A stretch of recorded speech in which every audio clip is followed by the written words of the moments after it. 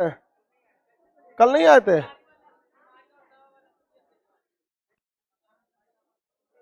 तू लोग दूसरे दूसरे को इलाज करा देगा ना। तू जल पड़ा ठीक आदमी नहीं है। इससे पहले क्लास में क्या पढ़ाए थे? सुभाष चंद्र बोस याद करा दिए थे। सुभाष चंद्र बोस, मुस्लिम लीग भी हो ही गया होगा। अब आजाद करा देते हैं देश को। आज आजाद करा देते हैं देश।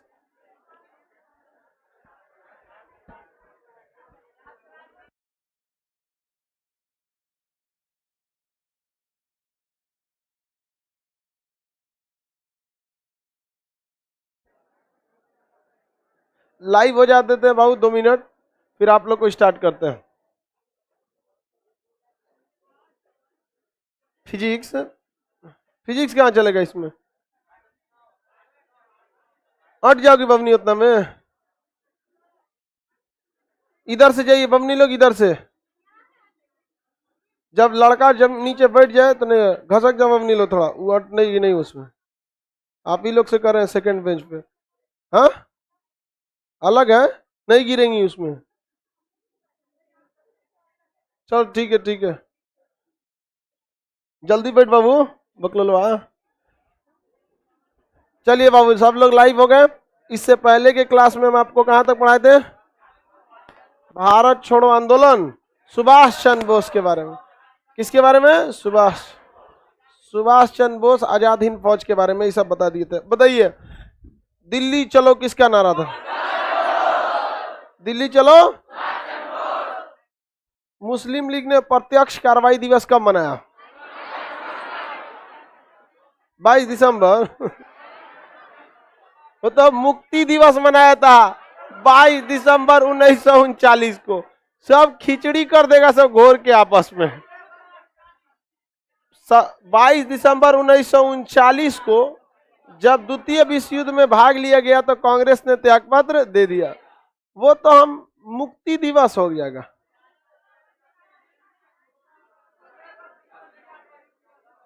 कौन सी बतिया रही है लोग सब? देखो कहा जाए, आपको ना बुझा रहा है हमें से हेल के जाने से अच्छा एनएस चल जाए।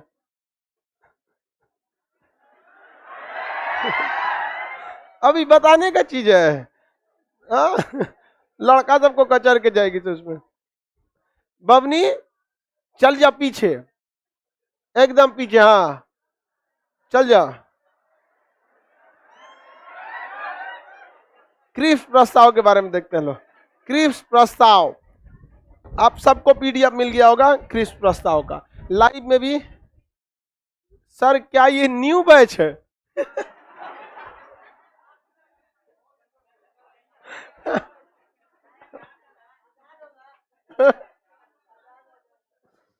आगे हम लोग देखते हैं लोग।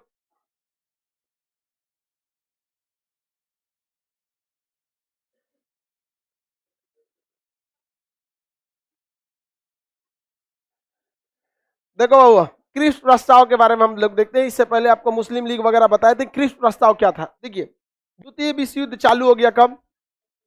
1939। 1939 में द्वितीय विश्व युद्ध स्टार्ट हो गया। द्वितीय विश्व युद्ध में अंग्रेजों का हालत खराब हो गया। प्रथम विश्व युद्ध में भी अंग्रेज भारतीयों से क्या मांगे थे? मदद मांगे थे। और द्वितीय विश्व युद्ध में भी वो लोग क्या चाहते थे? मदद मांगना। द्वितीय विश्व युद्ध में भी क्या चाहते थे? मदद मांगना। बवनी वो बेंच पे पूरा इधर घसक के बैठो। इधर जगन, इधर लड़का बैठ गया है, आपका सीट है उससे मतलब नहीं। लड़का को कचर के जाओगी लोग। वो उस बेंच पे पूरा लड़की इधर हो जाओ, पूरा इधर इस साइड में, क्योंकि इधर लड़का बैठ गया है। हाँ पूरा घसकना पड़ेगा और पूरा इधर।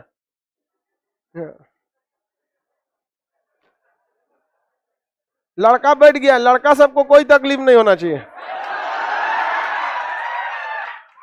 और घस को बबनी बीच में लड़का बैठा देंगे ना घसको की तो पूरा लड़कों को कोई तकलीफ नहीं होना चाहिए। एकदम बेचारा एकदम मेरे दाया नीले में रहता है सर। और घसक बबनी पूरा उससे सट के बैठो। इधर से कोई लड़का नहीं जा पाएगा, उल्टा हो गया इस बार, लड़का बैठ गया है सब ना, बेचारों को दिक्कत होगा, लड़का को दिक्कत होने से पाप पड़ता है। और ए बकलिया छोटकी अभी आई है, घसक के इधर बैठो, एक आगो को बोलेंगे हम।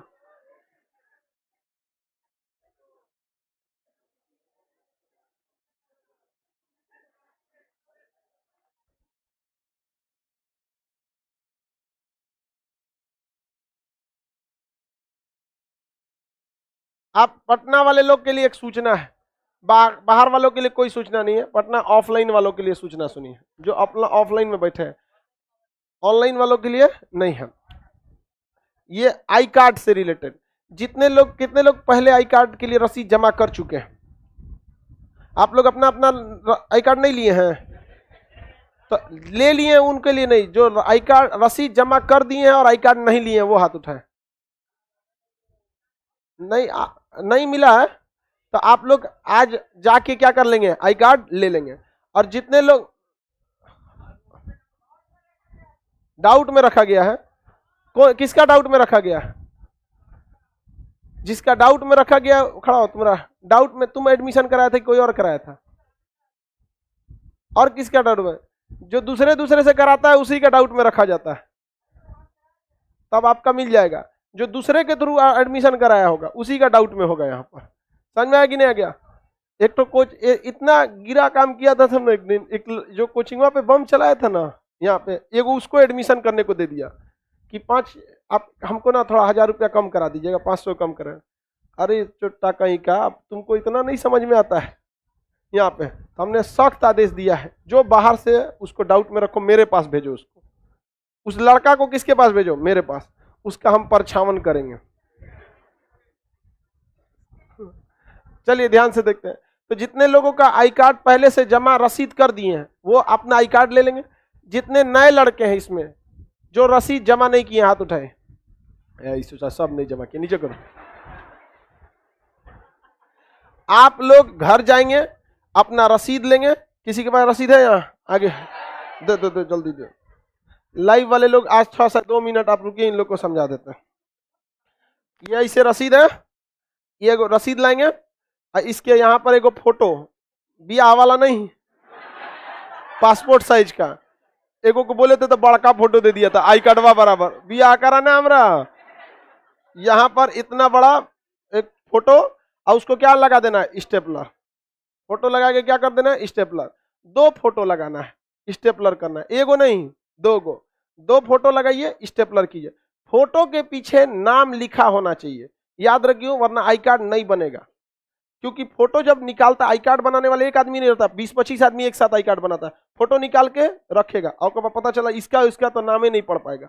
तो जो नाम यहाँ पर है वही नाम फोटो के पीछे रहना चाहिए। टाइटल छोड़ सकते हैं आप लोग, नहीं तो कई को लेकर रहेगा फोटो, एडमिशन कराएगा ई नाम से, फोटोआ पे नाम लिखे घर का नाम, यहाँ लिख लेगा दूसरा नाम, पीछे रहेगा गोलू।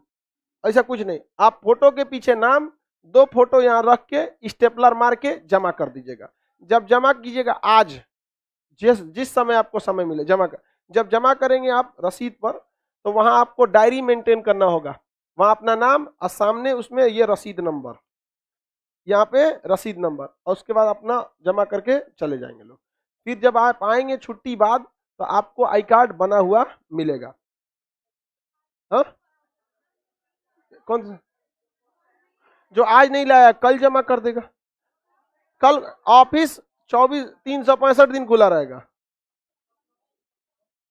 लॉकडाउन में हम थोड़े बंद किए थे, बंद करा दी थी सरकार, खोलते तो सरकार हमारे उठा ले जाती। अदरवाइज में ऑफिस बंद नहीं होता है, चाहे किसी भी दिन हो जाए।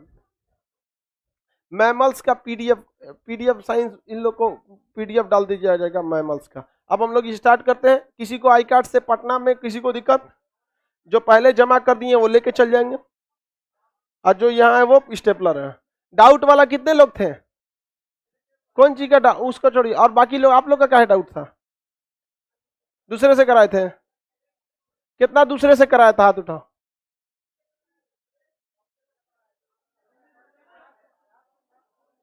तुम कराया था? किससे?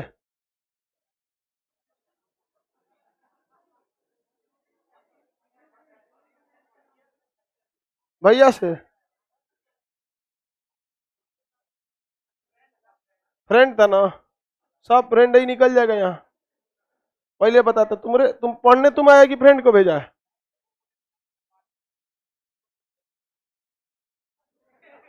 तो वो डाउट वाला में आप एडमिशन खुद कराने आइए, ठीक है, ज्यादा सही रहेगा।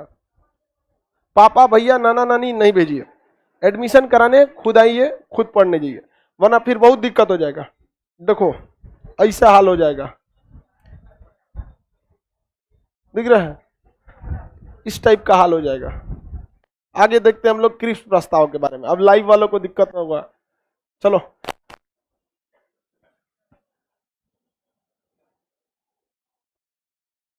लाइव वाले आप लोग एक काम कीजिए, जितने लड़के लाइव में हैं एक बार एप्लीकेशन से बाहर हटिए। ठीक है रहने दो, चल रहा है चल रहा है, कोई बात नहीं। देखिए 1939 में कौन सा युद्ध चालू हुआ? द्वितीय विश्व युद्ध। द्वितीय विश्व युद्ध में अंग्रेजों ने बिना भारतीयों को बताया क्या किया? युद्ध का ऐलान कर दिया और कहा कि वो भारतीय किसके साथ लड़ेंगे?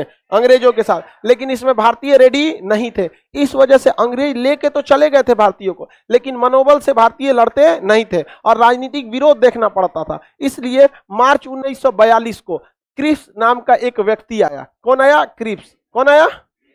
क्रिप्स ने आया, क्रिप्स प्रस्ताव लेकर। क्या आया? क्रिप्स प्रस्ताव लेकर। और क्रिप्स प्रस्ताव में कहा गया था कि यदि भारतीय अंग्रेजों का द्वितीय विश्व युद्ध में साथ देते हैं तो द्वितीय विश्व युद्ध के खत्म होने के बाद अंग्रेज उनके बारे में अच्छा सोचेंगे। क्या सोचेंगे? अच्छा सोचेंगे। महात्मा गांधी का दिमाग खराब हो गया। महात्मा गांधी का अच्छा थोड़ा अच्छा सोचेंगे यहाँ पर, तो महात्मा गांधी उससे क्रिप्स से कहें कि ये एक पोस्ट डेटेड चेक है। मतलब महात्मा गांधी से बताइए, प्रथम विश्व युद्ध में अंग्रेजों की सेना में भारतीयों को भर्ती किसने कराया था? महात्मा गांधी। तो अंग्रेज सब फिर किसके पास आए? महात्मा गांधी के पास। कहा कि देखिए प्रथम विश्व युद्ध में आपने साथ दिया था, हम आपके बारे में अच्छा सोचे थे कि नहीं सोचे थे? तो महात्मा गांधी ने कहा हाँ एकदम अच्छा सोचा था। मुसलमानों के लिए खिलाफत आंदोलन, इधर जलियांवाला बाग हत्याकांड करा दिया, रॉलेट एक्ट ठोक के रख दिया यहाँ पर, हम तुमने बहुत अच्छा सोचा था। अब हमारी बारी है अच्छा सोचने के लिए, तुम्हें क्या चाहिए? तो महाराज क्रिप्स प्रस्ताव चाहिए, इस प्रस्ताव को स्वीकार कर लीजिए, द्वितीय विश्व युद्ध में हमारा साथ दीजिए, आजादी के बाद हम आप लोग के बारे में अच्छा सोचेंगे। तो महात्मा गांधी ने कहा तुम लोग दोगला हो। क्या कह दिया? दोगला हो। तुम ये जो तुम प्रस्ताव लेके आए हो, यही प्रस्ताव तो तुम प्रथम विश्व युद्ध में भी लाए थे, हमने तुम्हारा साथ भी दिया था, लेकिन तुमने हमारा साथ नहीं दिया, अतः तुम क्या हो? दोगला हो। तो जवाहरलाल नेहरू ने कहा तुम तेगला हो। समझ में आ गया कि नहीं गया? गांधी ने क्या कहा? जवाहरलाल नेहरू तेगला कर दिया। ठीक हुआ सुभाष चंद्र बोस के पास नहीं आया।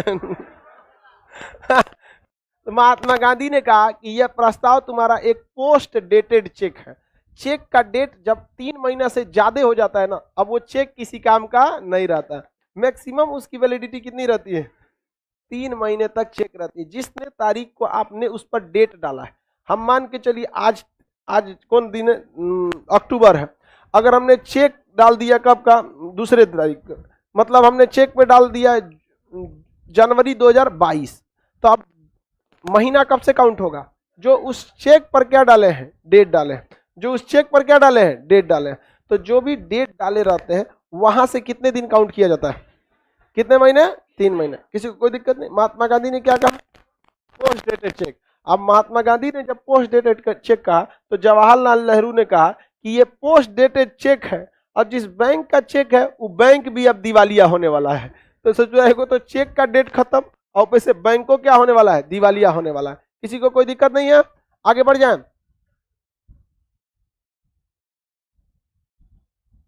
साउंड इंक्रीज, ठीक है जी, साउंड ठीक ठाक जा रहा है।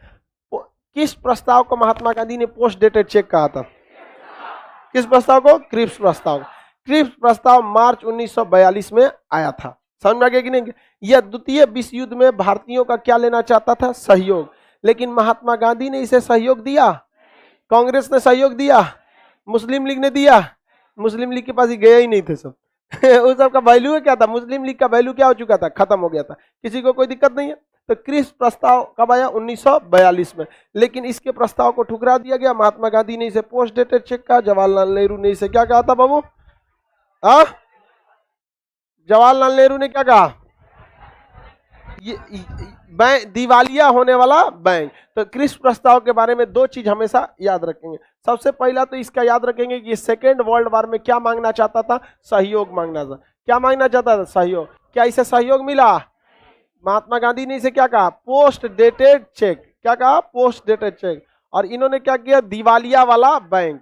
दिवालिया होने वाला बैंक किसने कहा था, जवाहरलाल नेहरू। किसने कहा था बाबू, जवाहरलाल नेहरू। याद रहेगा ना, किसने कहा था, जवाहरलाल नेहरू। याद हो गया। अब इसके बाद महात्मा गांधी ने क्रिप्सवा से पूछे, अकेले कमरा में बुला के, हे क्रिप्स इधर आओ तो, बहुत ही दिक्कत हो रहा है क्या तुम लोग को। तो क्रिप्स कहा कि आपको अंदर की बात बताते हैं गांधी जी, बहुत समस्या है। हिटलरवा बड़ी मार मार रहा है हम लोग को, उधर रूस है, जापान है, बहुत डिस्टर्ब हो गए हम लोग। अब भारतीय साथ नहीं देंगे ना तो बवाल हो जाएगा। आप लोग तो हमारे प्रस्ताव को ठुकरा दिए हैं, लेकिन एक बार पुनर्विचार जरूर कीजिएगा। महात्मा गांधी ने कहा तथास्तु, जरूर पुनर्विचार करेंगे। और महात्मा गांधी जब पता चल गया कि अंग्रेज अंदर से टूट चुके हैं, तो महात्मा गांधी ने भारत छोड़ो आंदोलन कर दिया। क्रिप्सवा जाके इंग्लैंड में बोला था विंस्टन चर्चिल से कि हम गांधी जी को पर्सनली समझाए हैं कि दिक्कत बहुत है, सहयोग कीजिए। तो क्रिप्स को लगा कि चलो भाई गांधी जी कुछ तो सहयोग करेगा। लेकिन ये विंस्टन चर्चिल जो था उस समय क्या था, प्रधानमंत्री।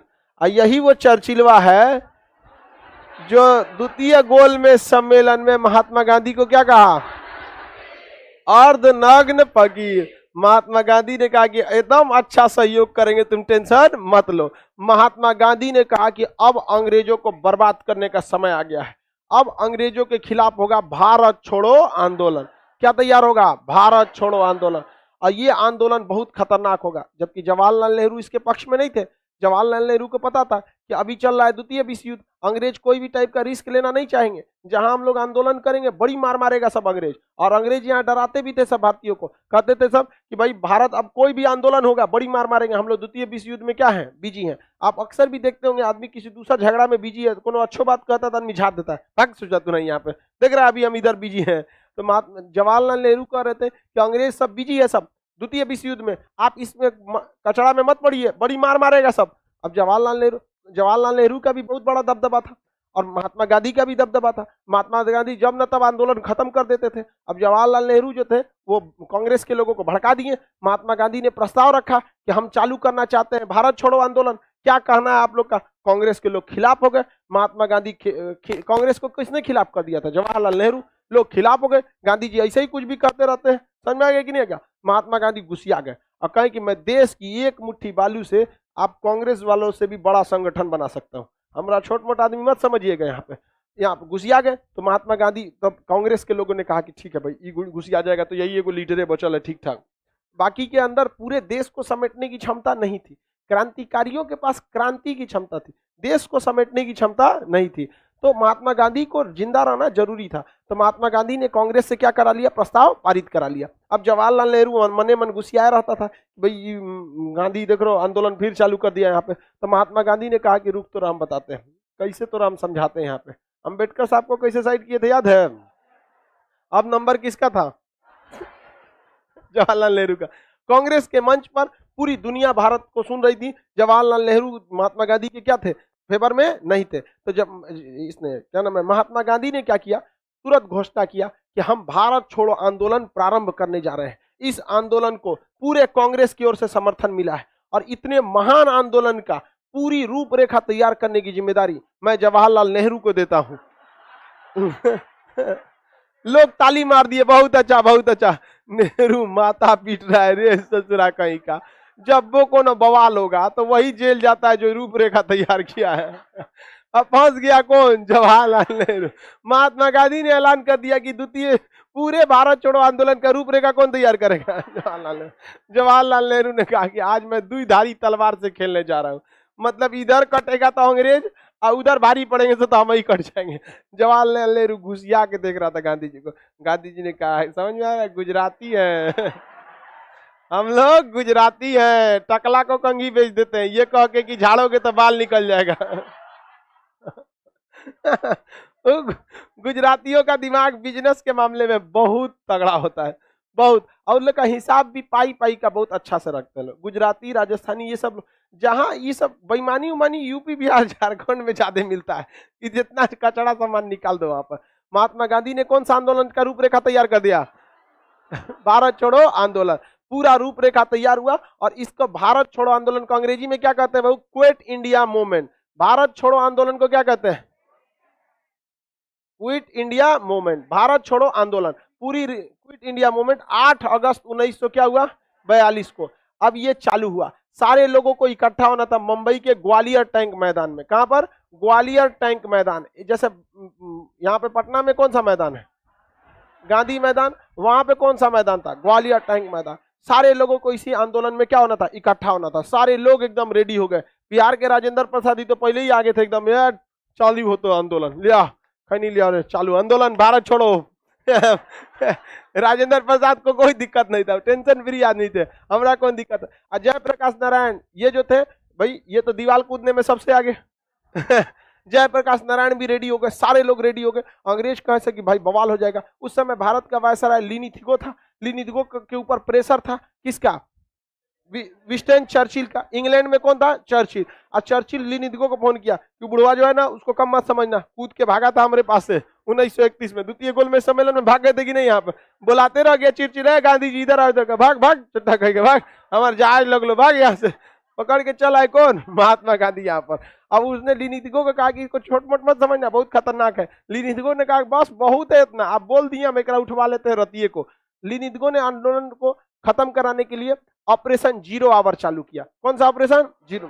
ऑपरेशन 0 आवर के तहत रातें रात सबको उठा लिया, और सुबेरे आंदोलन होने वाला था, रातों रात सबके नेताओं को उठा लिया। जयप्रकाश नारायण को हजारीबाग जेल में डाल दिया। राजेंद्र प्रसाद यहाँ कूद रहे थे, एकदम खैनी उनी लेके रेडी थे राजेंद्र। आज आंदोलन में तो एकदम बर्बाद कर देंगे अंग्रेजों को, आ जाओ यहाँ। राजेंद्र प्रसाद को उठा के सब्जी बाग, बांकीपुर है ना यहाँ पे, पटना में बांकीपुर, यहाँ पर ये बगल में, यहाँ से 2-3 किलोमीटर होगा, यहाँ वहां बांकीपुर जेल में क्या कर दिया? ठूस दिया यहाँ पर। राजेंद्र प्रसाद बांकीपुर जेल में, जयप्रकाश नारायण हजारीबाग। अब महात्मा गांधी को पूना में आगा खान पैलेस में, महात्मा गांधी को आगा खान पैलेस में, महात्मा गांधी को आगा खान पर डाल दिया जेल में। और अंग्रेजों ने कहा कि देखो, देख रहे हो क्या हो रहा है यहाँ पर, सारे नेता अपने घर में है, तुम लोग को लाठी खाने के लिए आगे किए हैं यहाँ पर, अब तुम लोग आंदोलन करो। तो सब लोग गरियाने लगे। लोग बताओ, नेहरू ठीक है कह रहा था, गांधी पे भरोसा नहीं आंदोलन के टाइम पे, कहीं भाग जाता है। बताओ यहाँ कोई है ही नहीं, ग्वालियर टैंक मैदान खाली है। तो उषा मेहता ने रेडियो पे प्रसारण कर दिया कि ये सब अंग्रेजों की चाल है, महात्मा गांधी को आगा खान पैलेस में रखा गया है, इनको जयप्रकाश नारायण को हजारीबाग जेल में, राजेंद्र प्रसाद को बाकी, ये ऑपरेशन 0 आवर चला के सबको किए, आप अपना मनोबल गिरने मत दीजिएगा। बस इतना सुनने के बाद भारत की जनता बैठने वाली है, और भारत की जनता बवाल कर दी। यहाँ पर महिलाएं सब निकल गई थी, 20,000 से ज्यादा महिलाएं मुंबई की सड़कें जाम कर दी सब। आओ सचुआत नहीं यहाँ पर। अब महिलाओं को मैटर पे सब लोग हस्तक्षेप नहीं कर सकता ना, क्योंकि उस समय तक इंटरनेशनल मीडिया जाग चुकी थी। अब महिलाओं पे अगर कोई हमला करेंगे ये लोग, तो महिलाओं इंटरनेशनल बवाल हो जाएगा यहाँ पर। और इंटरनेशनल को भी लाज शर्म रखना है ना अंग्रेजों को भी, कि भाई आप महिलाओं पे गोली नहीं ना चलवा सकते हैं, बवाल हो जाएगा यहाँ पे। अब महिलाएं इसमें बहुत बढ़ चढ़ के हिस्सा ली। यही आंदोलन था, भले मंजरी सेना और बानेरी सेना सभी ने अवज्ञा आंदोलन में बनी, लेकिन महिलाओं ने सबसे ज्यादा बढ़ चढ़ के हिस्सा लिया भारत छोड़ो आंदोलन। महिलाएं से एक बार मूड बना ली से महिला मारना है तो धो देती है किसी को। इस सब में सबको कोई दिक्कत नहीं। एकदम हमारे यहाँ नहीं, कभी कभी अतिक्रमण वाले आते हैं जिसका घर का छज्जा उज्जा निकला रहता है, ऐसे बकोट ले जाते हैं सब। एक तो गए सब, तो एक घर था, तो महिला कह रही थी कि तनिए सा तो निकला है छज्जा, ऐसे कौन दिक्कत है, मत तोड़ो। लेकिन ना जेसीबी वाला तोड़ लिया, 8-9 गो निकली सब, जेसीबी के ड्राइवर को घींच के घरे में ले गई सब। अरे बाप, बड़ी मार मारी थी सब उसको। और गांव का एरिया, ना एम्बुलेंस मिली है ना कुछ, बड़ी मार मारी सब। उसका हेल्पर कैसे भागा और मेन पिटा गया वहां पर। जेसीबी के आगे वाला जो होता है ना, उसी में सुला के उसको ले आया गया था। का भाई लो गांव के मेहरारू मर लिए बड़ी बुरा मार दी थी सब। कहा घर दूर तो तू यहाँ पे। महिलाओं ने बढ़ चढ़ के क्या किया, हिस्सा लिया। और इसमें ये भारत छोड़ो आंदोलन को देखिए, कहा भी जाता है ना कि मतलब कब कौन आदमी आके आंदोलन का रुख मोड़ देगा किसी को नहीं पता चल पाता है। उषा मेहता अगर रेडियो पर नहीं बताई रहती तो लोगों को शक हो जाता अपने ही नेताओं पर। और ये आंदोलन शुरू में ही एक तो नेतृत्व विहीन हो गया था, और इसके अंदर क्या हो गया था, फूट पड़ जाता। लोगों को लगता है कि सोचो हमारा लीडर भाग गया। क्या महात्मा गांधी भागे थे? हाँ, राजेंद्र प्रसाद कहाँ थे? बांकीपुर। हजारीबाग जेल में कौन थे? हाँ, जयप्रकाश। जयप्रकाश नारायण को बांस फंसा के कूद के भाग गए जेल बंद, हड्डी उड्डी तन मोच आ गया था, लंगड़ा के भाग से नहीं, जेल में बंद किया यहाँ पे, हल्ला कर दिए यहाँ पे आके सबको कि राजेंद्र प्रसाद भी यहीं पे जेल में है। अब पटना का विद्यार्थी शांत बैठने वाला है। पटना का विद्यार्थी 8 अगस्त को ही हुआ, 11 अगस्त 1942 पटना का विद्यार्थी बवाल मचा दिया, कहा भारत छोड़ो आंदोलन, अब तुमको छोड़ना ही पड़ेगा यहाँ पे, भारत छोड़ो आंदोलन। अंग्रेज कहाँ है सब? जहां एगो अंग्रेज मिल जाता था, विद्यार्थी, बिहार वालों को तो पहले, आज भी उलक्षण यहीं पे, एक मिल जाएगा चारों ओर से घेर के, भारत छोड़ो भारत छोड़ो भारत छोड़ो। अरे सचरा, अंग्रेज सबको तो हालत खराब कर दिया, आज दौड़ा दिया सब अंग्रेजों को। अंग्रेज भागा सब सचिवालय में, कहा कि देख रहे हो चोटा कर रहा है सब, भारत छोड़ो। उस सबको समझ में नहीं आ रहा था, तो क्विट इंडिया कहते थे। अब दौड़ा दिया सब बिहार का विद्यार्थी यहीं पटना में। अब विद्यार्थियों का संग चढ़ गया सचिवालय में, अंग्रेजों भारत छोड़ो, चारों ओर से सचिवालय घेर लिया गया। अब विद्यार्थी तनी मनबड़ होता है, एगो चढ़ गया छत पे 4-5 को चढ़ गए छत पे, और वहां झंडा लगाया गया था ब्रिटेन का, उतारा नहीं, तूर दिया झंडा तूर दिया, आराम से छत रहे, उतारा जाएगा, फेंक यहाँ पर। और दूसरा आपन लगी में झंडा गाड़ा गया है यहाँ पर। अब भारत सचिवालय पे किसका झंडा लग गया? तिरंगा झंडा। अब यहाँ का जो डीएम था उस समय, मजिस्ट्रेट था, आयर्स नाम था। क्या नाम था? आयर। पटना का मजिस्ट्रेट आयर, इस ससुरा ने गोली चलवा दिया।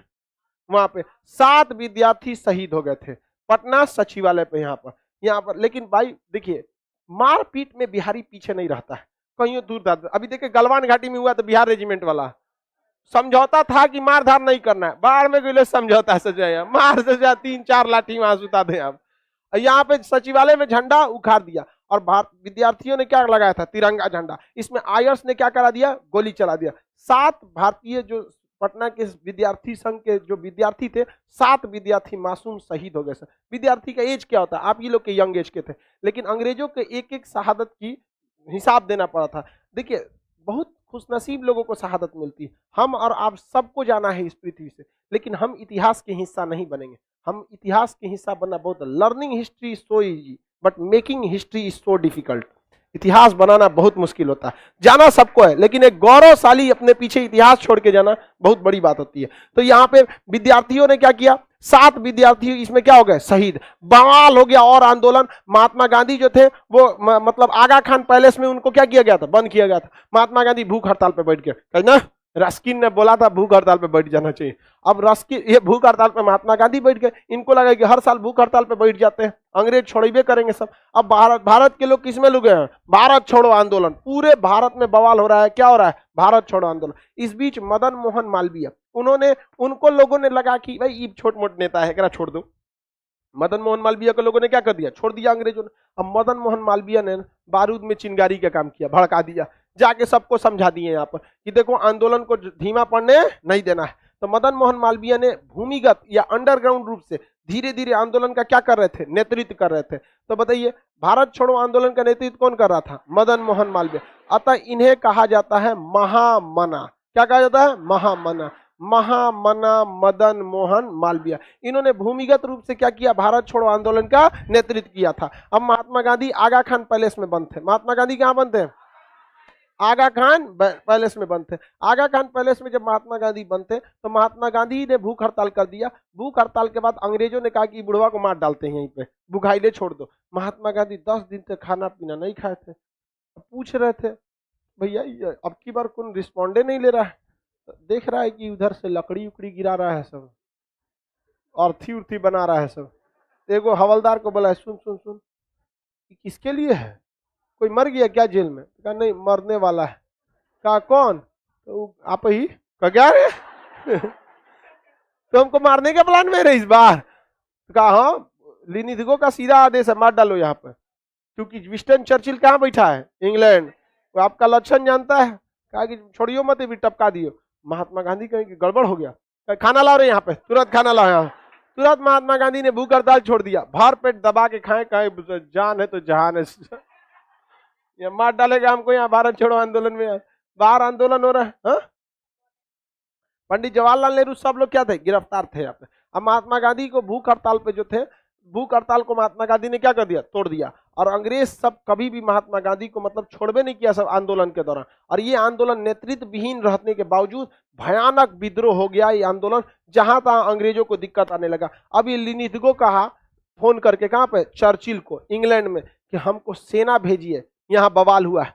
चर्चिलवा गरिया दिया, छोटा कहीं का, इन्हें द्वितीय विश्व युद्ध हुआ है, थोड़ा से गांधी ना संभल रहा है।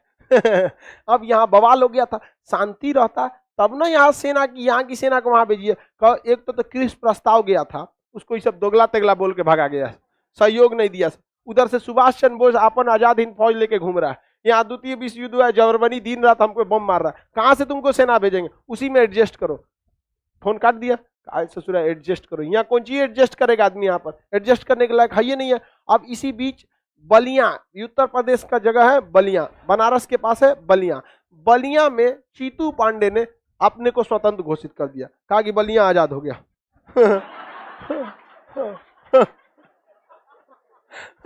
अंग्रेज कहे से गिरे, छोटा कहीं का, तू अपने मन से आजाद कर लिया, तो कहा हाँ आजाद कर लिए, दम है तो आओ यहाँ पर लड़ लेते हैं। तो बलिया में चीतू पांडे ने क्या कर दिया, खुद को आजाद हो गया, अंग्रेज खत्म यहाँ से। वहां पे अब बोर्ड मार दिया है, बलिया में आपका स्वागत है, dogs and English not allowed, कुत्ते और अंग्रेजों का आना मना है।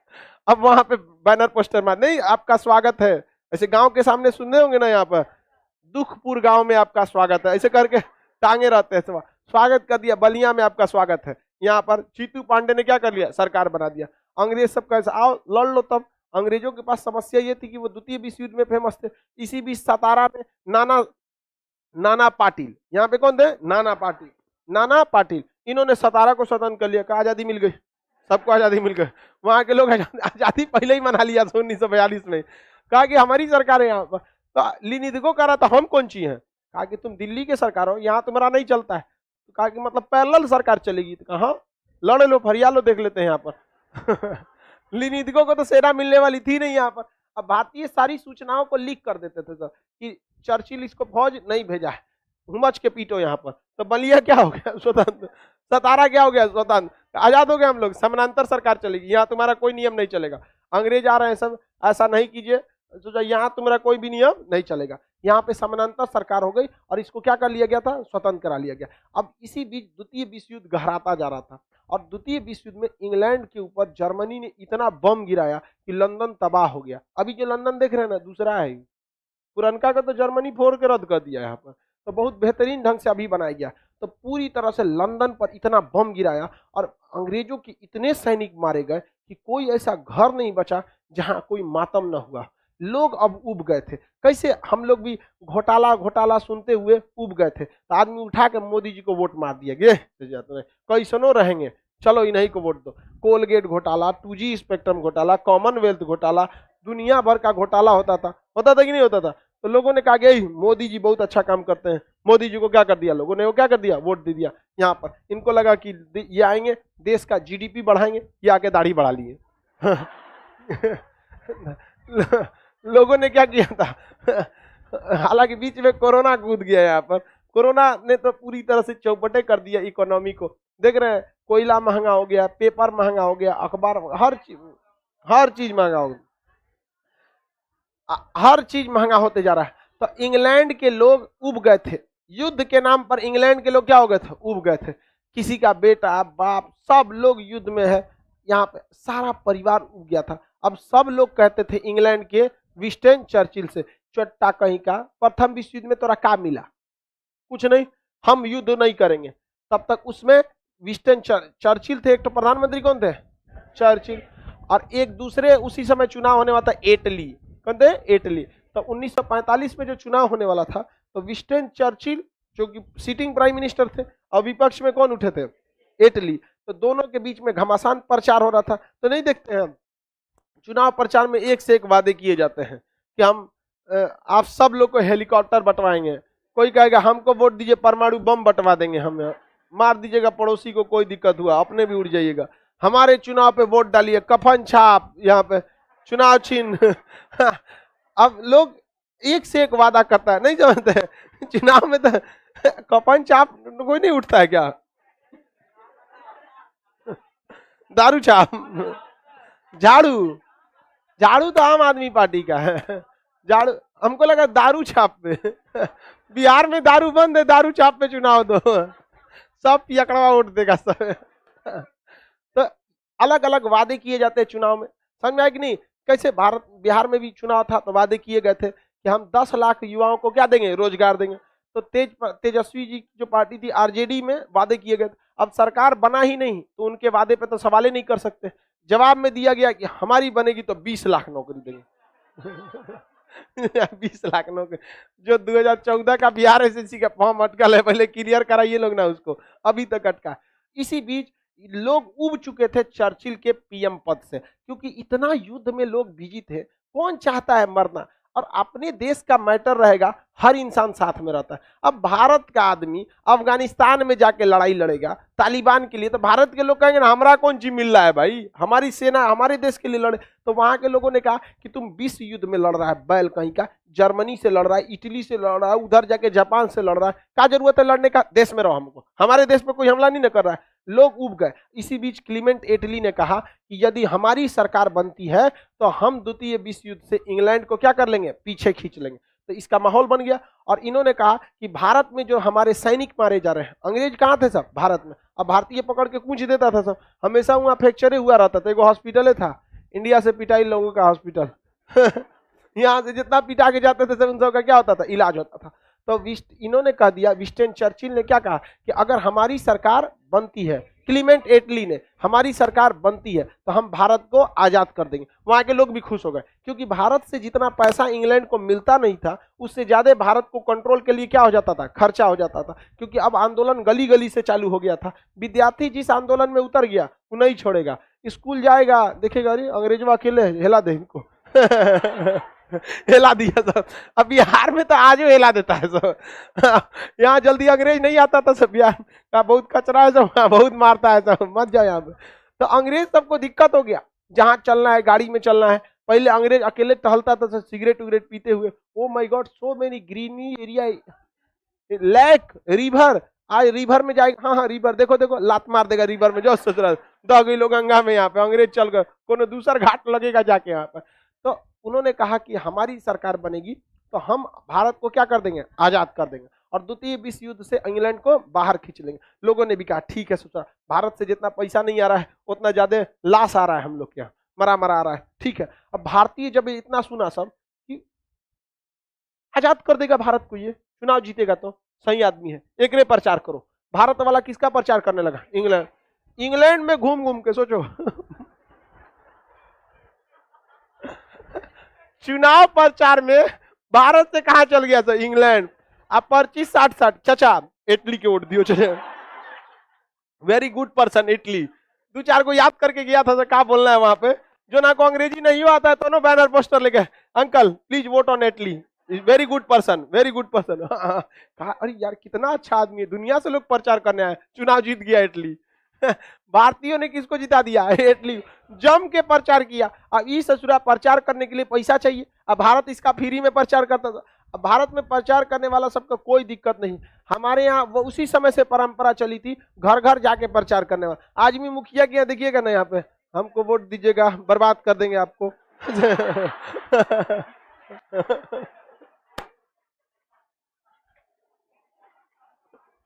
तो वहां इंग्लैंड में ना, इंग्लैंड में ऐसी प्रचार नहीं होता था, वहां प्रचार का ये तरीका ही नहीं था। इंग्लैंड में रैली वगैरह होती थी। भारत गया सब झोला लेके, में इतना पर्चा लेके, जहां तहां ले इटली। आज जो चलता है नहीं देखते, कोचिंग वाला हमारे पास पढ़िए सीधे राष्ट्रपति। कोचिंग वाला प्रचार करता है एक से एक, एकदम यहाँ पे सीधे।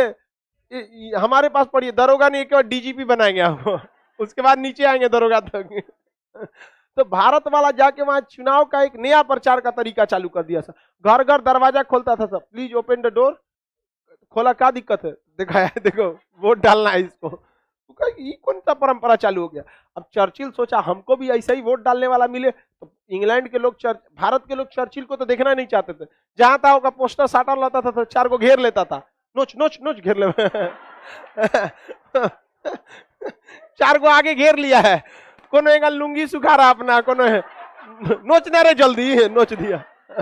नोच दिया वहां। और ससुरा इंग्लैंड के चुनाव में भारत वाला इतना ना प्रचार किया, कौन जीत गया? इटली जीत गया। इटली जीतने के बाद कहा कि हम 1948 तक भारत को क्या कर देंगे, आजाद। 47 नहीं बोला था, इसकी प्लानिंग कहां तक थी, 48 तक थी। तो 48 तक भारत को क्या कर दिया जाएगा, आजाद कर दिया जाएगा। अब इधर महात्मा गांधी वगैरह जेल में थे, बाद में जब इन्हें जेल से रिहा किया गया तो महादेव देसाई जो इनको सलाहकार थे, उनकी मृत्यु हो चुकी थी। इनकी पत्नी का नाम क्या था, कस्तूरबा गांधी, उनकी भी क्या हो चुकी थी, मृत्यु हो गई थी। उनको ये लोग बेचारे अग्नि भी देने नहीं आ पाए थे। अंग्रेज, महात्मा गांधी ने बहुत कुछ त्याग किया, अपना परिवार, घर द्वार, सब चीज यहाँ पर नहीं है छोड़ा सा। वो क्या घरे का कौन चीज आ रहा था महात्मा गांधी को यहाँ पे, लेकिन उन्होंने, इटली ने घोषणा कर दिया कि अब हम लोग भारत में ज्यादा देर तक शासन नहीं कर पाएंगे। तो इटली ने क्या कर दिया, घोषणा किया कि भारत को बहुत जल्दी आजादी दे दिया जाएगा। और 1946 में इसने एक मिशन भेजा, मंत्रियों का समूह भेजा। 1946 cabinet mission, cabinet mission, cabinet mission, cabinet mission Bharat में भेजा गया। ध्यान से समझिए, कैबिनेट मिशन कहां भेजा गया, भारत में भेजा गया था। कैबिनेट मिशन किसने भेजा था, विंस्टन चर्चिल, इटली। और यही आया और कहा कि देखिए हम आपको आजादी देने आए हैं, लेकिन अभी हम आपको आजादी नहीं दे सकते, उसकी कुछ फॉर्मेलिटीज है, उसको पूरा किया जाए। फॉर्मेलिटीज को पहले क्या किया जाए, पूरा किया जाए। अब फॉर्मेलिटीज क्या है, तो भैया आप अपनी संविधान सभा का गठन कीजिए। क्या कीजिए, संविधान सभा का। आपकी शासन कैसे करेंगे, जैसे संविधान आपका बन के रेडी हो जाएगा हम चले जाएंगे। और दूसरा अंतरिम सरकार, अंतरिम सरकार, अंतरिम सरकार, अंतरिम सरकार को अंग्रेजी में कहते हैं प्रोविजनल गवर्नमेंट। कौन सा गवर्नमेंट, प्रोविजनल। आप सभी लोगों को अगर बिहार के हैं लोग तो आप लोगों को एक प्रोविजनल सर्टिफिकेट मिलता है। जब मैट्रिक पास करते हैं तो एक तो प्रोविजनल सर्टिफिकेट मिलता है, उसके 6 महीना या साल भर बाद आपको क्या मिलता है, ओरिजिनल। तो पहले क्या मिलता है, प्रोविजनल, ताकि उस पर दाल गिरा दीजिए, अचार गिरा दीजिए, ताकि सीखिए कि मार्कशीट को किस तरह गंदा किया जाता है। उसको रद्द कर दीजिए, तब आपको क्या मिलेगा, ओरिजिनल।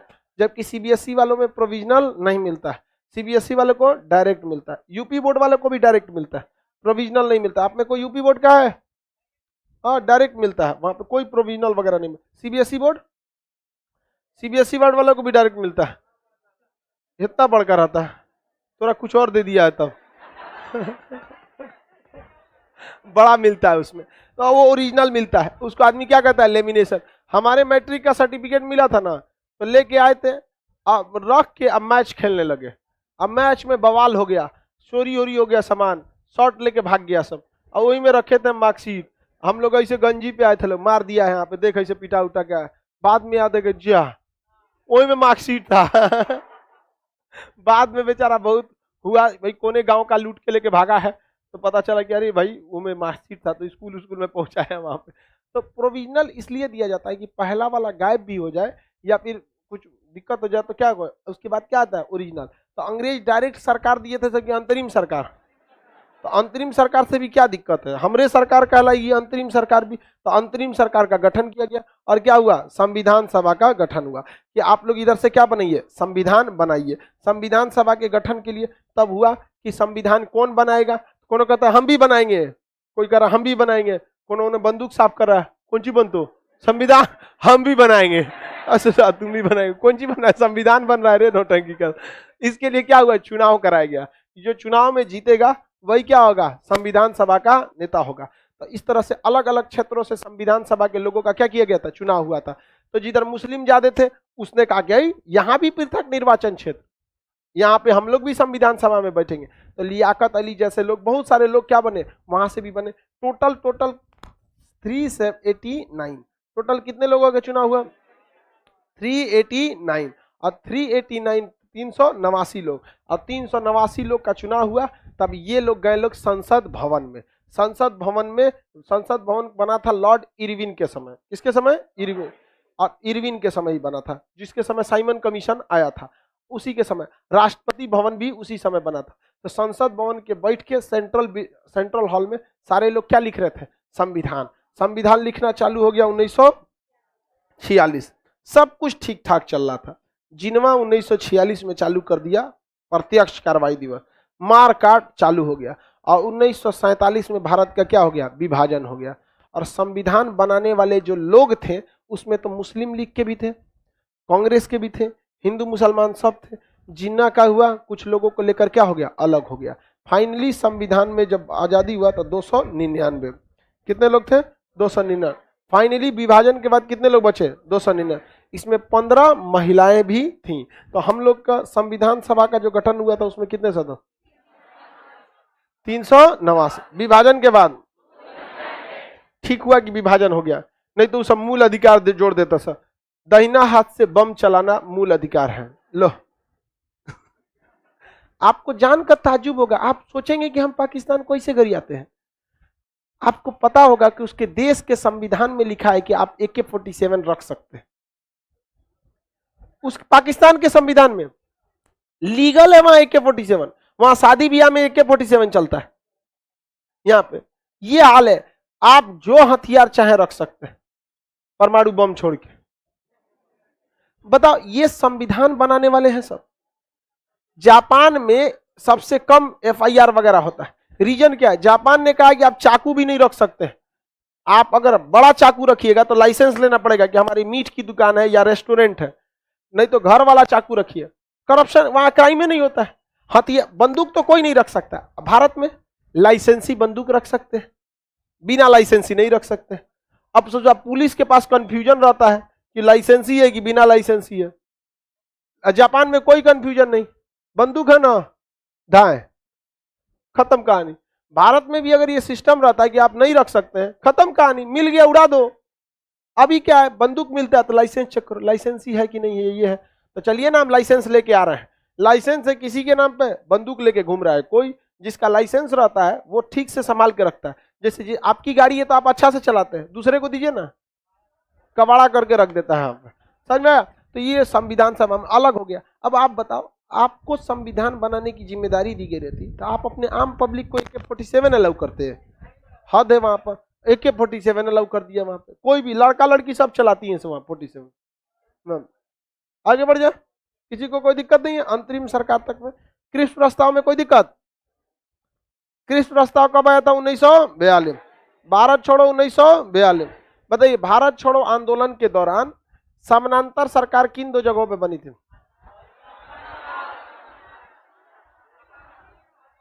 बलिया और सर, अमेरिका में भी हथियार रखा जा सकता है। अमेरिका का लोकतंत्र हम लोग से 400 साल पुराना है। अमेरिका का एजुकेशन सिस्टम हम लोग से बहुत ही बेहतरीन है। अब वहां पे अगर आप हथियार अलाउ कर देते हैं तो ज्यादा दिक्कत नहीं है, लेकिन हमारे यहाँ एजुकेशन सिस्टम कोई काम का नहीं। आप हमको हथियार रख देंगे कोई दिक्कत नहीं, हम जल्दी गुस्सा नहीं होते हैं, बहुत कम होते हैं। लेकिन हम ऐसा ऐसा लोग को देखते हैं, मतलब कोनो काम लायक नहीं रहता है और बहुत तेज भड़कता है, उसको हथियार देंगे धाए धाए लहराते चलेगा यहाँ पे। तो देखिए, सबको हथियार नहीं दे सकते, हमें अपने देश के हिसाब से सोचना है। ऐसा नहीं है कि अमेरिका में अलाउ है तो आप खुद भी क्या कर देंगे, अलाउ कर देंगे, ये सब नहीं होना चाहिए। चलिए बाबू ध्यान से समझते। सचिवालय हत्याकांड कितने अगस्त को? 11 अगस्त को। बताइए, आंदोलन में रेडियो प्रसारण किसने किया था? हाँ, उषा मेहता। आंदोलन में दीवार कूद के भाग गए, हाँ, जयप्रकाश नारायण। आंदोलन के दौरान समानांतर सरकार 2 जगहों पे बनी थी, सतारा और बलिया। नाना पाटिल सतारा में, चीतू पांडे बलिया में बनाया गया था। किसी को कोई दिक्कत नहीं, आगे बढ़े। अगला समझते हैं, ऑपरेशन जीरो आवर किस आंदोलन को दबाने के लिए? भारत छोड़ो, भारत छोड़ो आंदोलन। भारत छोड़ो आंदोलन के समय भारत का वायसराय कौन था? लिनिथगो। कौन था? लिनिथगो। देखिए, इसके बाद है वेवेल। वेवेल का प्रस्ताव, शिमला सम्मेलन। बताइए, मुस्लिम लीग जब पढ़ा रहे थे तो पढ़ाए थे कि नहीं बताए? शिमला सम्मेलन की असफलता के बाद जो भी कारण भी बताए थे, 14 गो में से 2 गो सदस्य बस वो अपने पास रख रहा था, वायसराय और सेना पर। बाकी के सदस्य भारतीयों को दे रहा था, 6 मुस्लिम 6 हिंदू। लेकिन जिन्ना का क्या कहना था? 6 मुसलमान हमरे ओर से आएगा। तुम्हारे यहां से 6 मुसलमान काबिल आ पाएंगे? काबिल कौन सा आएंगे लोग? यहाँ पे नहीं आएंगे लोग, सारे नहीं पढ़े लिखे। जितने भी पढ़े लिखे मुस्लिम थे नहीं गए थे उसके पास, वहां पे बैल सबके पास कहाँ गए थे? और उसी सम्मेलन में कांग्रेस की अध्यक्षता कौन कर रहा था? अबुल कलाम आजाद। कहे कि छोटा तोरे साथ कौन जाएगा वहां पर। आगे बढ़ते हैं। ये विप्रो कंपनी सुने, उसके मालिक अजीम प्रेम जी, उनके पिताजी पता नहीं क्या नाम थे, अजीम प्रेम जी। उनको पाकिस्तान कहा कि आप आ जाइए हमारे यहाँ, हम आपको पाकिस्तान का क्या बना देंगे, वित्त मंत्री। मुस्लिम है, आप हमारे ओर आइए, भारत में क्या रह रहा है।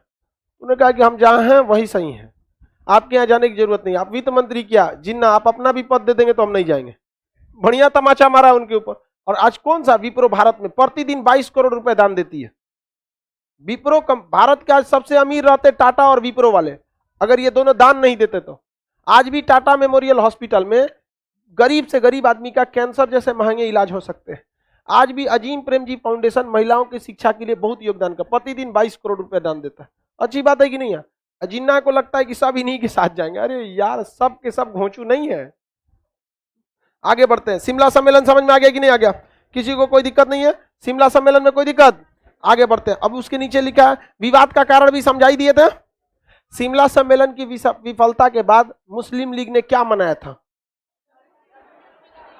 हाँ, मुक्ति दिवस कहां से मना लेगा, प्रत्यक्ष कार्रवाई दिवस, प्रत्यक्ष कार्रवाई दिवस। इसके बाद है नौसेना विद्रोह 19 फरवरी 1946। देखिए 19 फरवरी 1946 को भारतीय नौसेना का एक जहाज था INS तलवार। क्या नाम था, INS तलवार। 19 फरवरी 1946 डेट याद रखेंगे, 19 फरवरी 1946। 19 फरवरी 1946 को भारतीय नौसेना का एक जहाज था INS तलवार। INS तलवार के जितने सैनिक थे, देखिए कभी भी बेड़ा चलता है ना तो उसके साथ कई ग्रुप चलते हैं। जहाज एक युद्धक जहाज होता है, एक सप्लायर होता है, एक फ्यूल को लेके जाता है, एक खाना पीना का रसद रखे रहता है, सबको एक पास नहीं रखते। तो भारतीय सेना का जहाज INS तलवार के लगभग हजारों सैनिकों ने मिलकर क्या कर दिया, विद्रोह कर दिया। कहा कि हमें भी अंग्रेजों इतना खाना मिलना चाहिए, सैलरी मिलना चाहिए, हमारे साथ भेदभाव क्यों होता है, अंग्रेज हमको क्यों भेदभाव करते हैं, हमको नहीं मिलेगा हम जहाज लड़ा देंगे। सोचा लड़ा देना चाहिए जहाज ये सबको। तो अंग्रेजों ने कहा कि तो विद्रोह कर रहा है, गलत बात है। और सारे लोगों ने क्या किया, विक्टोरिया का झंडा उतार दिया। कहा भगाओ विक्टोरिया का झंडा, इधर इसमें सियार बैठल रहता है, इससे विक्टोरिया के झंडा के शेर ओर पे आजाद हिंद फौज का झंडा लगा दिया। आजाद हिंद फौज के झंडा पे बाघ बना हुआ था, लहरा दिया। अंग्रेज सब कहे सब कि ये जहाज वाले विद्रोह किए, बम से उड़ा दो जहाज को। जवाहरलाल नेहरू ने देखा कि भाई दिक्कत हो जाएगा, ये पगला है सब, द्वितीय विश्व युद्ध में इन का मूड गड़बड़ है। तो उन्होंने कॉम्प्रोमाइज करा के नौसेना विद्रोह को क्या किया, शांत कराया। नौसेना विद्रोह से बस 2 चीज पूछता, कितने तारीख को हुआ, 19 अगस्त 1946, 19 फरवरी 1946, अगस्त नहीं फरवरी।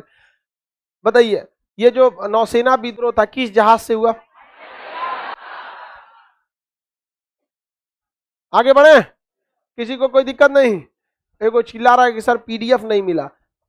PDF मिला कि नहीं, PDF ये एप्लीकेशन में। तो भाई आप पढ़िए ना, एगो अच्छा समझा रहा है, पढ़िए लिखिए लोग मत खाली PDF चिल्ला। भाई PDF कौन सा हम अपने लिए बनवाते हैं, आप ही लोग कौन देते हैं। थोड़ा आगे पीछे हो जाता है, यहाँ समझने में कोई दिक्कत है तो तब बोलिए वहां पर। आगे बढ़ जा बाबू। नौसेना विद्रोह कब हुआ,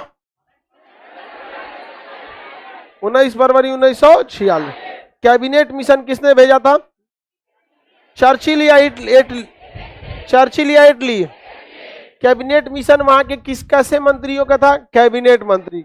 इसमें 3 लोगों को भेजा, कार्ल, क्रिप्स, एलेक्जेंडर और लॉरेंस। क्रिप्स, एलेक्जेंडर और लॉरेंस, क्रिप्स, एलेक्जेंडर और लॉरेंस। क्रिप्स इससे पहले भी आ चुका था, क्या लेकर, क्रिप्स प्रस्ताव। तो क्रिप्स ने कहा कि हम कैबिनेट मिशन की अध्यक्षता कर देते हैं। तो क्लीमेंट एटली ने कहा नहीं, तुमको वहां दोगला समझते हैं। तो बताइए क्या कैबिनेट मिशन की अध्यक्षता क्रिप्स को दिया गया, नहीं दिया गया। वहां पर किसे दिया गया, लिनिथ को, लॉरेंस को। किसे, लॉरेंस।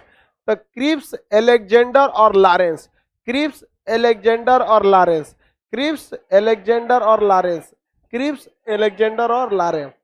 इसमें अध्यक्षता किसने किया, एल से लॉरेंस, एल से लीडर। तो लॉरेंस क्या बन गया, लीडर। और क्या बन गया, लीडर। इसका कैबिनेट मिशन का लीडर कौन था, लीडर बनना कौन चाहता था, क्रिप्स। एटली होशियार था कि नहीं था। कैबिनेट मिशन के आधार पर 2 चीजों का बताइए, कौन का, संविधान सभा और अंतरिम सरकार। ये ओरिजिनल सरकार थी, ये सीखने के लिए थी। अभी आप सीखिए, ये अंतरिम सरकार है, अभी आप सीखिए कि सरकार कैसे चलाया जाता है। बहुत लंबा प्रोसेस होता है सरकार चलाने का। अब आप सरकार नहीं चला पाएंगे, आपको ऐसे ही उठा के डीएम की कुर्सी पर बैठा दीजिएगा, बताइए काम कीजिए, कर पाएंगे? उसका एक प्रोसीजर होता है कि किस विभाग को कैसे आदेश जारी करना है, आदेश पाल क्या होता है। आप लोग को बैठा देंगे तो इमोशनल हो जाएंगे, कोनो आगे कहेगा हमरे साथ ये हुआ है, मार दिया है, ऐसे मार दिया, गोली मरवा दो। अरे भाई पूरा बात समझिए, आपका पर्सनल मैटर नहीं है, आप दोनों की गलती को ढूंढिए, दोनों क्या कह रहा है गोली मारिए, दोनों की गलती ढूंढिए, दोनों कहीं ना कहीं गलती किया होगा। लड़ाई झगड़ा कहीं होता है तो गलती दोनों की होती है, तो उसके लिए एक प्रोसीजर होता है सरकार चलाने के लिए। और अगर ऐसे ही छोड़ देंगे सरकार चलाने के लिए तो वही हाल होगा जो बाइडेन ने किया अफगानिस्तान से। जो बाइडेन अफगानिस्तान से भागा, अब वहां सरकार में कौन बैठ गया? तालिबान। उनको कुछ समझ है सरकार कैसे चलाया जाता है? कोई समझ नहीं है, सरकार चलाने का उनके कोई आइडिया नहीं है, उल्टा सीधा फरमान जारी करना चालू करेगा। तो भारतीयों को सरकार चलाने का तरीका किसने सिखाया? अंग्रेज। इन 5 सालों में अंग्रेजों ने पूरा अच्छे से सिखा दिया कि भारत की सरकार कैसे चलानी है और कैसे कैसे घोटाले को करना है। तो 5 सालों में क्या सिखाया गया? घोटाला। देखते हैं कितना प्यार से घोटाला करता है सब। नहीं समझ में आ गया कि नहीं? राफेल में क्या हुआ पता ही नहीं चला। 136 राफेल का पैसा दिया गया था, दिया का 126 का पैसा लिया। कितना का लिया? 126। दिया कितना? 36। कह रहा है महंगाई बढ़ गया है। अरे भाई महंगाई बढ़ गया तो इतना बढ़ जाएगा? अरे 100 को देता, कह रहा है महंगाई बढ़ गया। जिस समय आप समझौता किए थे उस समय का जो पैसा दिए थे उतना में 126 को आता। अभी क्या है? महंगाई बढ़ गया। ये कोई बात होता है? नहीं बात होता है। कांग्रेस वालों को दिमाग नहीं है, वो सब देखो बात समझो, तनी तनी डेली डेली अझुराते रहिएगा तो लोग आपको झगड़ा कर देगा। एक के बार हुमच के कीजिए, उन सबको दिमाग नहीं होता है, तनी तनी लूटेगा। कोलगेट घोटाला, 2G स्पेक्ट्रम, कॉमनवेल्थ, हाई घोटाला, बकलोल कहीं का। सीखो, कुछ सीखो, समझा कि नहीं? सीखो, एक के बार भर पेट, फिर समझ में नहीं करता है। आप लोग समझ गए क्या? दिमाग है उन सबको, दिमाग नहीं है तो चल गए लोग। चल गए कि नहीं चल गए? जाओ वहां पे, बकलोल कहीं का। इसलिए इससे आप सीखा कीजिए, हमको कोई मतलब नहीं है राफेल में क्या घोटाला हुआ, कॉमन। आप लोग इसको व्यवहारिक जीवन में अपनाइए। किसी किसी को धीरे धीरे टॉर्चर वर्चर मत कीजिए, एक के बार ऐसा हुमच के कीजिए। 10 को झगड़ा कीजिएगा, 10 बार कॉम्प्रोमाइज करना पड़ेगा। एक के बार हुमच के कीजिए और 2 बीघा रख लीजिए कॉम्प्रोमाइज करके। मतलब हम नहीं करें किसी की जमीन हड़प लीजिए। कहने का सेंस कि आपके जितने भी मान के चलिए प्रतिद्वंदी होंगे, इन सब से खुचुर खुचुर खुदरा खुदरा नहीं तो आपका हाल कैसा हो जाएगा? कांग्रेस की मतलब दिमाग था उसके पास। कॉमनवेल्थ घोटाला, तो ये घोटाला वो घोटाला, सीधे एक के बार क्या करो, बढ़िया से निपटाओ। यहाँ पर हवाई घोटाला, अगस्टा वेस्टलैंड, हाँ कांग्रेस के समय एक और हुआ था अगस्टा वेस्टलैंड। वो खैर अगस्टा वेस्टलैंड काफी हेलीकॉप्टर था, इतना महंगा हेलीकॉप्टर था कि उस समय अमेरिका के प्रधान राष्ट्रपति थे जो बाइडेन, कहे कि इतना महंगा में हम नहीं घूमेंगे। और वो खरीद के आया मनमोहन सिंह के लिए। मोदी जी अभी उसी helicopter, Modi ji Mi-17 V5 से चलते हैं। जो बाइडेन पहले कहाँ थे? उससे पहले ओबामा थे। आगे बढ़ जाते हैं बाबू, किसी कोई दिक्कत नहीं ना? अब ध्यान से देखिए, यहां तक तो हो गया। इसके बाद आता है आपका मतलब वायसराय वगैरह के काम आते हैं सब। अब वायसराय वगैरह को हम लोग आगे समझेंगे। देखो बाबू, आप सब लोग का तो आज पढ़ाकर छुट्टी हो जाएगा। और दीप दीप रुक जाओ बकलोलवा, जा कहाँ रहा है? डिस्टर्ब करेगा। 11 तारीख को क्या है? छठ। 11 को क्या खत्म हो रहा है? छठ। छठ खत्म हो जाए। छठ तो 6 दिन का होता है ना? 6 दिन का नहीं, बड़ा लंबा प्रोसेस होता है। 36 घंटा तो कुछ खाना पीना नहीं, तो बड़ा लंबा होता है। आपकी माता जी आप लोग के लिए छठ भूखती हैं, बच्चों के लिए ही होता है, मेनली आप लोग के उज्जवल भविष्य के लिए। और यहाँ आके तू लाल पीला हरा करता है, तो कम से कम इतना तो ध्यान रखना है कि माँ बाप आपके लिए कितना त्याग करते हैं। तो आप लोग थोड़ी ना कहता है कि आपसे कि जीवन आप त्याग दे दीजिए, लेकिन आप 1.5 से 2 साल पढ़ लेंगे, आपका जीवन सफल हो जाएगा। समझ में आ गया कि नहीं आ गया? और अभी आप मन लगा के पढ़ाई कीजिए। माता पिता के पैसा से धनतेरस में सामान खरीदने में मजा नहीं है। मजा तब है जब सैलरी आपकी हो और घर वाले खरीदारी करें। नहीं समझे? आप शान से खड़े रहिए वहां पे। आप लोग कैसे, माता पिता से कोई टेंशन ना, मम्मी को आप एकदम कहिए मम्मी खरीदे ना, आप टेंशन नहीं, हम वो खुशी होती है असली। आप कमाए, माता पिता एकदम धनतेरस में अच्छे से खरीदे। अभी क्या करेंगे, माता पिता के पैसे से अच्छा नहीं लगता है, बहुत पाले पोसे आप लोग को इतना, अब जी जान लगा के मेहनत कीजिए और एकदम डट जाइए, एकदम पढ़ाई के प्रति एकदम एकदम मन में विचार लेके कि आखिरी धनतेरस है माता जी आपके पैसे का, इसके बाद हम ही आपकी जिम्मेदारी उठाएंगे, और उस भावना से पढ़िए आप लोग। लेकिन आप लोग लापरवाही बहुत करते हैं। कभी आप अच्छे से बैठिएगा, इत्मीनान से, और अपने आप से पूछिएगा कि जितना हमें पढ़ना चाहिए क्या हम उतना पढ़ते हैं? आपका आंसर नहीं आएगा, आप खुद से आंख नहीं मिला पाए, लेकिन आप दूसरी दुनिया में जी रहे हैं। अरे छोड़ो ना, एग्जाम के टाइम पढ़ेंगे, ये नहीं होता है। आप पढ़ने के लिए टाइम निकालते हैं, हद बेशर्मी है। आप पढ़ने के लिए आए हैं, आप टाइम निकालिए फालतू चीजों के लिए। चलो यार खाने पीने के लिए टाइम निकाल देते हैं, चलो हम कहीं घूमने के लिए टाइम निकाल देते। लड़का की बेशर्मी की हद हो जाती है, पढ़ने के लिए टाइम निकालता है। बताओ यहाँ पे ये होना चाहिए। हम लोग टाइम किस चीज के लिए निकालते हैं? किसी काम को करने के लिए। पढ़ाने के लिए हम लोग टाइम निकालते हैं। हमारा शेड्यूल बना है कि हर हाल में गला बजा हो चाहे मर गए जिंदा हो ना, पढ़ाना पड़ेगा यहाँ पे अब पढ़ाना ही पड़ेगा। हमने अपनी पूरी टीचिंग करियर में पर्सनल छुट्टी कभी नहीं ली है कि आज हमारा पढ़ाने का मन नहीं है, आज हमको यहाँ जाना है, कभी ऐसा छुट्टी नहीं। दीपावली, दशहरा, ईद, रक्षाबंधन इस टाइप का रहेगा जो जेन्युइन छुट्टी होती है गवर्नमेंट के हिसाब से, वही आदमी देता है यहाँ पर। लेकिन लड़का सब टाइम टेबल बनाएगा पढ़ने के लिए, कितना बेशरम हो लोग। खुद से सोचो टाइम टेबल किस चीज का होना चाहिए?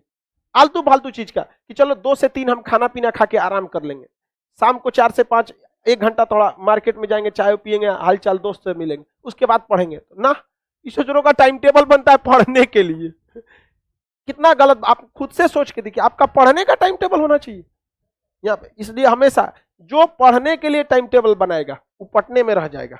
आपका टाइम टेबल होना चाहिए फालतू कामों के लिए। यहाँ पे पढ़ने के लिए आए हैं आप, केवल पढ़ने के लिए, समझ आए ना आपको? आपका हर काम पढ़ाई के बाद होना चाहिए। हम कोई काम शेड्यूल नहीं रखते हैं यहाँ पे, जब तक छुट्टी नहीं रहेगा नहीं रख सकते। इस पर कभी सुनेंगे आप, बहुत रियर इमरजेंसी हो गया, कभी कोई चीज इमरजेंसी हुआ तो आदमी कॉल भी उठाता है। तो आप पढ़ाई से मजाक नहीं करेंगे बाबू। ये समय ऐसा है कि ये समय अमृत की तरह है, आप पैर धो रहे हैं अमृत से। विद्यार्थी जीवन में समय बर्बाद करना मतलब अमृत से पैर धुलना, चौपट हो जाएगा तुम यहाँ। जो भी अपने विद्यार्थी जीवन को संवारा है, पूरी दुनिया उसको देखी है। आप अगर इससे खिलवाड़ करेंगे ना, चौपट हो जाएंगे। फिर आप पूरी जीवन आपको संघर्ष करना पड़ेगा। और जैसे जैसे उम्र बढ़ेगी ना, आपसे पढ़ाई नहीं हो पाएगा। हम लोग जब अपने स्टूडेंट लाइफ में पढ़ते थे, अभी सोचते हैं तो नहीं हो पाएगा। तो जैसे जैसे उम्र बढ़ेगी ना, पढ़ाई से मन भागेगा। अभी यही उम्र है, पढ़ लीजिए, बाकी आपके हर काम के लिए उम्र बचेगा।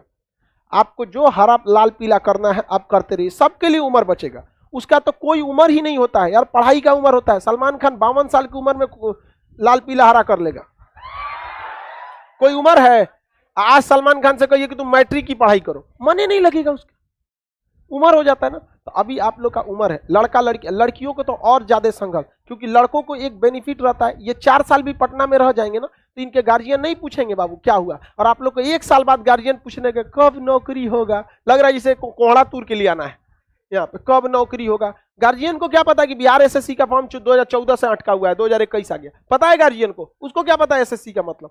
तो आप लोग ज्यादा करिए, क्योंकि इनकी असफलता से केवल इनकी करियर खराब होगा। लेकिन अगर आप लड़की अगर खाली हाथ लौटेंगी तो पूरे गांव के लोग अपनी बेटियों को नहीं भेजेंगे पढ़ने कि गई तो थी 4 साल रह के आई है, क्या मिल गया वहां पर, उतना का तुमको दहेज दे देंगे यहाँ पर, समझे? तो आप लोग अपने लिए नहीं, अगर आप असफल हुई ना तो आप पूरे समाज को अगर पीछे। आज किसी के घर में लड़का होता है और लड़की होती है, ज्यादा खुश किस पे होगा? ईमानदारी से। ऐसा नहीं कि लड़कों ने कोई सिंहासन पहन के पैदा हुआ, उसको पता है कि कुछ करेगा लेकिन सफल होगा ही होगा। लड़की सब में ये चीज वो साबित नहीं कर पाई। मौका आपको दिया है, साबित करके दिखाइए कि आप लड़कों से कम नहीं है। यहाँ देहात में मेरी मम्मी क्या कहती थी लड़कों के बारे में? घी के लड्डू टेढ़ो भला।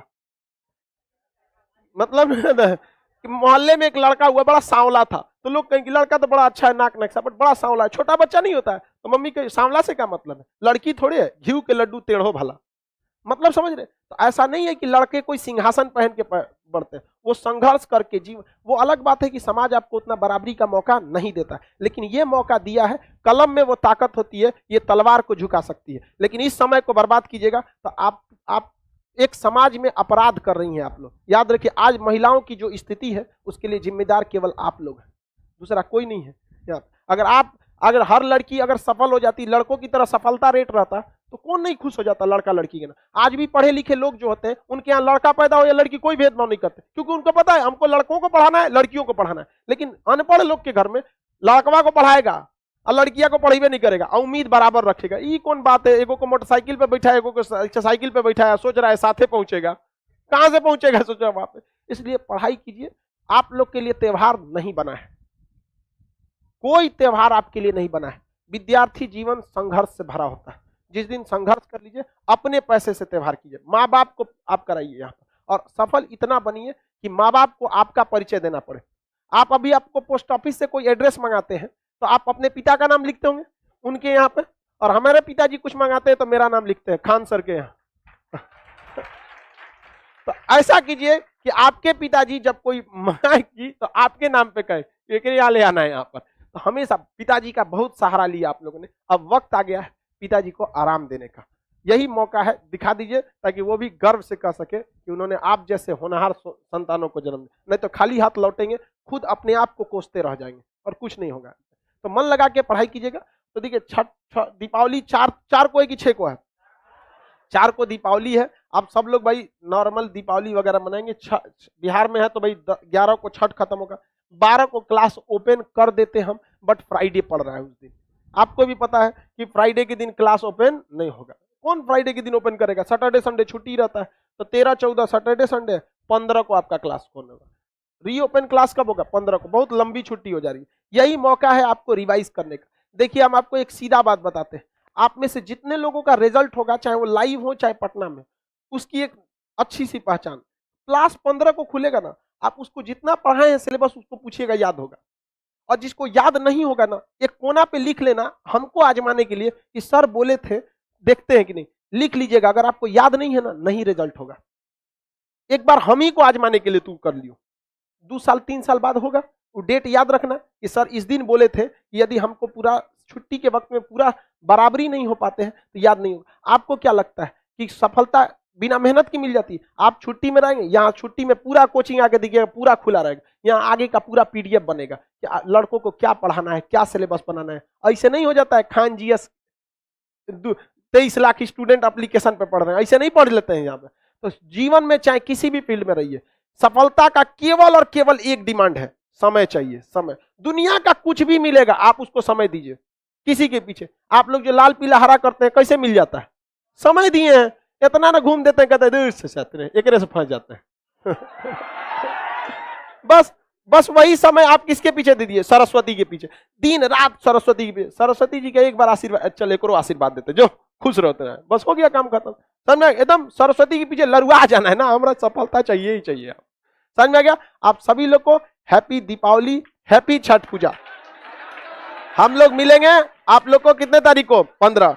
उम्मीद करते हैं कि आप सब 15 तारीख को ईमानदारी से पढ़ के आएंगे। चलिए साइड हुई, गर्ल्स को निकलने दीजिए।